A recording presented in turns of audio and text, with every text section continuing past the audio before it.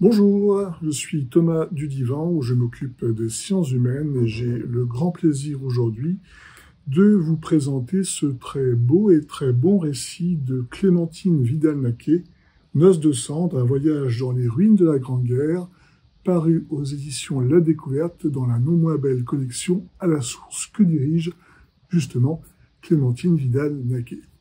Alors Clémentine Vidal-Naquet est maîtresse de conférences en histoire contemporaine à l'université Picardie-Jules Verne. C'est une spécialiste de la Première Guerre mondiale et plus spécifiquement du lien conjugal et de la sphère privée lors de ce premier conflit du XXe siècle.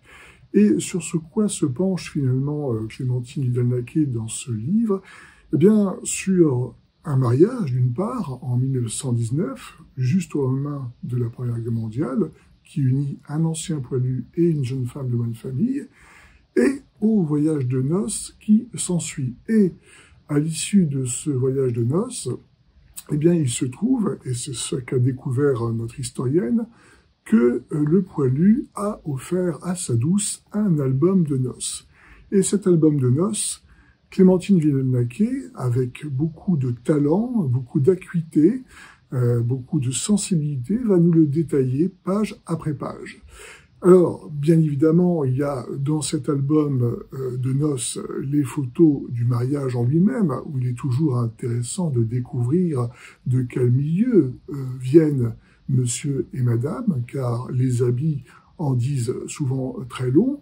S'ensuit également une virée sur Paris, mais ce qu'il y a de très original, c'est que le voyage de noces, eh bien, il se situe dans les lieux que l'ancien poilu, l'ancien militaire, eh bien, a parcouru lorsqu'il était mobilisé lors de la Première Guerre mondiale. Donc, ce sont des paysages quelque peu dévastés, des villages quelque peu abîmés, qui sont offerts à sa promise. Et finalement, tout l'intérêt de ce livre, c'est de nous apprendre, de nous dire ce que cet album offert à cette femme, ce que ça nous dit de l'époque, ce que ça nous dit de cette sphère conjugale naissante. Est-ce que ce mari veut faire sentir à sa nouvelle épouse tout ce qu'il a pu endurer, et en quoi il peut devenir l'époux idéal? Ça, seul l'avenir nous le dévoilera. Et justement, Clémentine Vidal-Naquet, j'allais dire, poursuit son travail bien après ce premier conflit pour nous dévoiler, mais je ne spoil pas en mauvais français ce qui va en advenir, pour nous dévoiler ce que ce militaire, cet ancien poilu, deviendra.